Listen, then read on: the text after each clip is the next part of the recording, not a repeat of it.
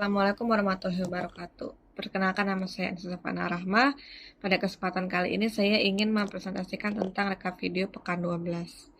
Yang pertama ada mekanisme transport ion pada material polimer. Ada 3 mekanismenya, yaitu hopping mechanism, diffusion dan migration atau Fieser mechanism, dan Grotthuss mechanism. Hopping mechanism ini sendiri terdiri di 4, yaitu interchain hopping, intrachain hopping, intrachain hopping via ion cluster, dan interchain hopping via ion cluster. Untuk intrachain hopping, ion positif akan berpindah dari satu gugus ke gugus yang lainnya di dalam satu lantai polimer yang sama, lantai molekul yang sama. Yang kedua itu untuk interchain hopping, ion positif akan berpindah dari satu gugus ke gugus yang lainnya dalam rantai molekul yang berbeda. Lalu ada intrachain hopping via ion cluster, di mana ion-ion akan berpindah melalui ikatan kimia dalam rantai itu sendiri, rantai polimer itu sendiri. Lalu ada interchain hopping via ion cluster, di mana ion-ion akan berpindah antara rantai-rantai polimer yang saling berdekatan, bisa melalui ikatan hidrogen atau melalui interaksi elektrostatis. Untuk diffusion dan migration atau hopping mechanism, yaitu mekanisme sebuah ion menumpang pada molekul yang besar. Contohnya, ion H+ dapat menumpang pada H2O menjadi H3O. Lalu ada Grotthuss mechanism, di mana ada daya tarik-menarik antara satu ion dengan ion yang lain, seperti ikatan hidrogen yang dapat membuat ion-ion ini transfer.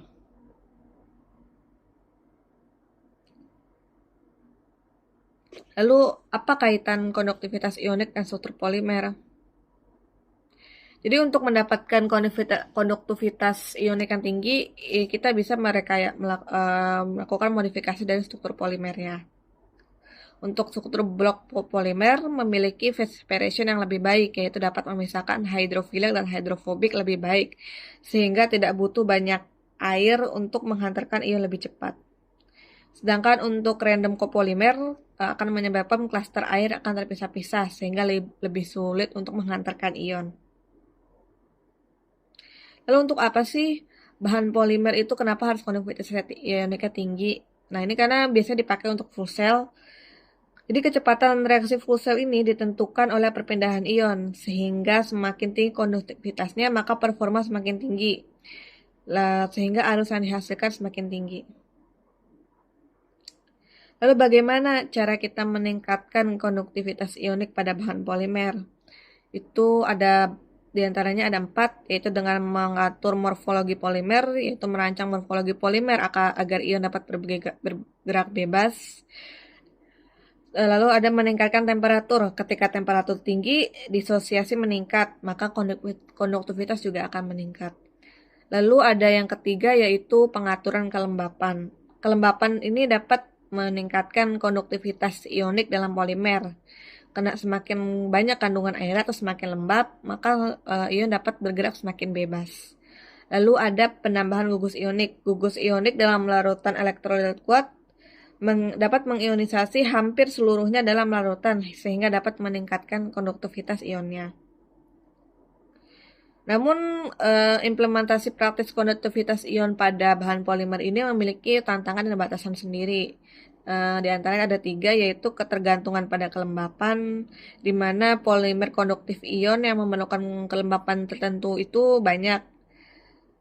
Jadi kita harus menjaga kelembapan tertentu untuk menjaga konduktivitas ionik yang optimal. Lalu kedua, konduktivitas ionik yang masih rendah. Konduktivitas ionik yang dapat dicapai oleh polimer ini masih relatif rendah dibandingkan dengan logam atau keramik. Ini membuat aplikasi praktis di mana konduktivitas ionik yang tinggi diperlukan, seperti baterai dengan daya tinggi ini terbatas dengan menggunakan polimer. Lalu yang ketiga ada juga batasan stabilitas termal. Jadi ada beberapa bahan polimer konduktif ionik yang rentan terhadap degradasi, terutama ketika diekspos pada lingkungan yang ekstrim.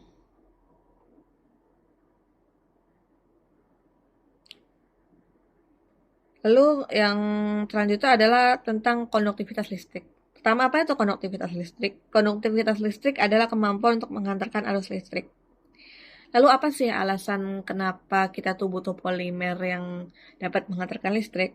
Karena yang pertama, lebih fleksibel. Bahan polimer umumnya lebih fleksibel dan lebih mudah dibentuk daripada logam atau bahan konduktor lainnya untuk menghantarkan listrik.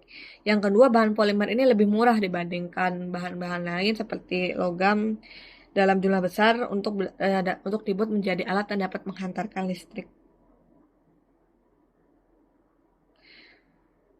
Jadi bagaimana sih mekanisme konduktivitas listrik pada bahan polimer? Jadi ada yang namanya di polimer mekanisme doping. Doping adalah membuat cacat dalam struktur conjugated backbone sehingga terdapat ruang untuk elektron bergerak dan membuat hantaran listrik. Dengan adanya kecacatan, maka elektron yang awalnya berada di valence band akan bergerak ke conductive band. Semakin banyak doping, maka polimer akan semakin konduktif. Doping sendiri terbagi menjadi dua, yaitu pi tipe doping yang membelokkan ion-ion positif sehingga menyebabkan reaksi oksidasi, dan n-type doping yang membelokkan ion-ion negatif sehingga menyebabkan reaksi reduksi.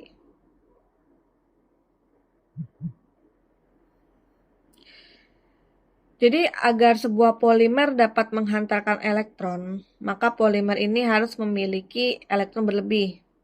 Elektron berlebih dapat terlihat dari struktur backbone yang conjugated.